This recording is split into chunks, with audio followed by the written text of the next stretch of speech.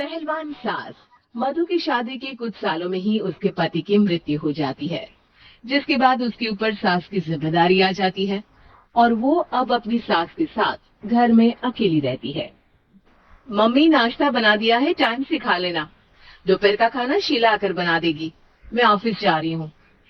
अरे क्यों उस टेप रिकॉर्डर पर पैसे खर्चा करती हो? इतना काम मैं खुद भी कर सकती हूँ। हाँ हाँ बिल्कुल। आधे समय तो जोड़ों के दर्द की दवाई खाती हूँ और फिर काम करने की बात करती हो। दवाई खाती हूँ तो क्या, मैं अभी भी अकेली 10 पर भारी हूँ। हाँ हाँ, मान लिया।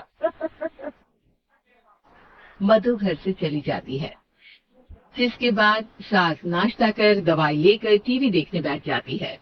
दोपहर को शीला घर आती है।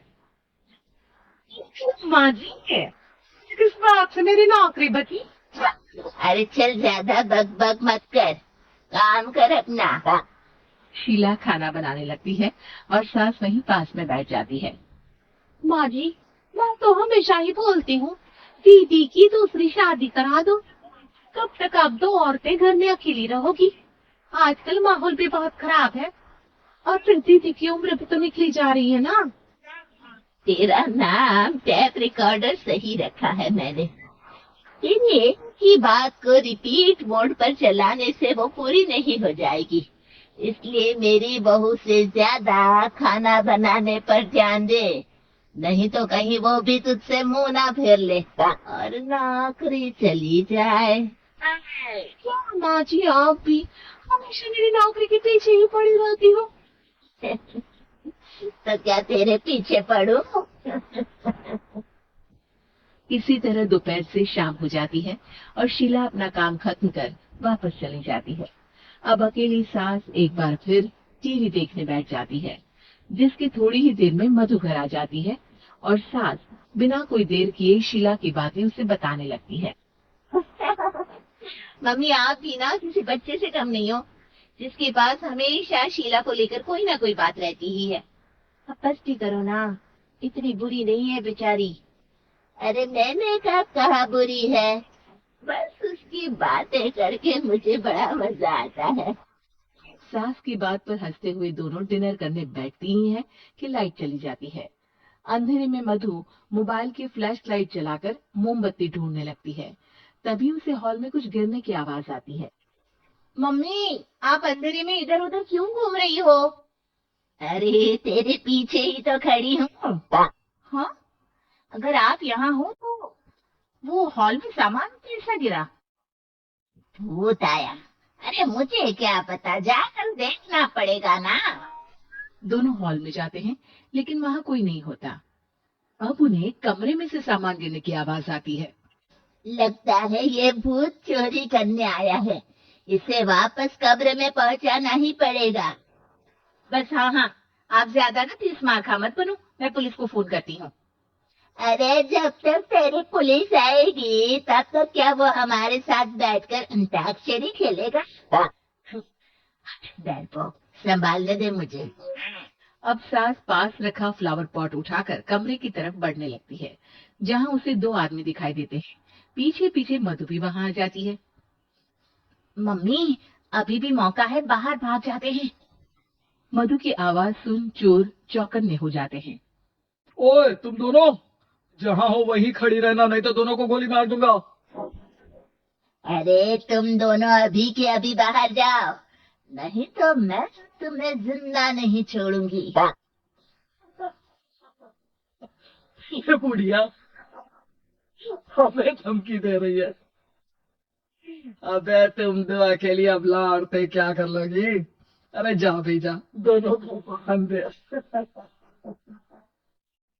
जैसे ही दूसरा आदमी सास को पकड़ने उसके पास आता है, तो वो उसके सर पर फ्लावर पॉट मार देती है। उसके सर से खून बहने लगता है, जिसे देख दूसरा आदमी गन निकालकर हवा में गोली चला देता है, जिससे बचते हुए दोनों सास बहू वहां से भाग जाती हैं। अब वो तीनों एक दूसरे के आगे पीछे पूरे घर में भागने लगते हैं। मम्मी, आपने तो सच में उसे मार दिया। तो मजाक में कौन मारता है? और अभी तुम मेरे साथ ही रहना, नहीं तो पक्का मारी जाओगी। ये औरतों को कमजोर समझता है ना? आज इसे औरतों की ऐसी ताकत दिखाऊंगी कि ये आदमी पैदा होने पर शर्म करेगा। हाँ? ये अचानक आपके अंदर झांसी की रानी कहाँ से जाग गई? वैसे तो हमेशा जोड़ों में दर्द बोलती रहती हो। अभी तुम्हें जान बचानी है या जोड़ों के दर्द की कहानी सुननी है? मधु और उसकी सास कमरे में जाकर दरवाजा अंदर से बंद कर लेते हैं, जिस पर चोर बाहर खड़ा दरवाजा बजाते हुए उन्हें आवाज लगाने लगता है। क्यों डर गई? अरे वैसे तो बहुत धमकी दे रही थी, गेट खोला बुढ़िया। अबे पागल, धमकी देने और होशियार होने में फर्क होता है, पर ये दिमाग वाले काम तुझे तो समझ में नहीं आएंगे। रुक, वो भी तेरा दिमाग ही बाहर निकालता हूँ।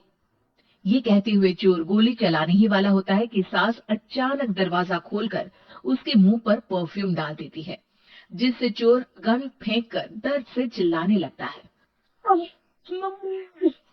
अरे बहुत दर्द हो रहा है, फिर बचाओ, इसे हटाओ प्लीज, मैं किसी को कुछ नहीं करूंगा। क्यों रे, क्या थोड़ा सा दर्द होते ही मम्मी मम्मी करने लगा? अभी तो और तुम कमजोर बोल रहा था।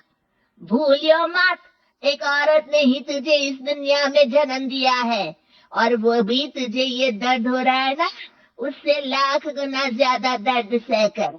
इसलिए औरतों को दोबारा कमजोर भूल कर भी मत बोलियो। वाह मम्मी, आपका ये रूप तो मुझे पता ही नहीं था, आपने तो कमाल ही कर दिया। कहा था ना, अकेली ही 10 पर भारी पड़ सकती हूँ, ये तो फिर भी 2 ही थे। इतनी देर में पुलिस भी वहां पहुंच जाती है। आ गए आप, कर लो इन्हें अरेस्ट और जेल में बैठकर अंताक्षरी खेलना। जरूरी होता है, जिसे देर से ही सही लेकिन समाज अपना ही लेता है।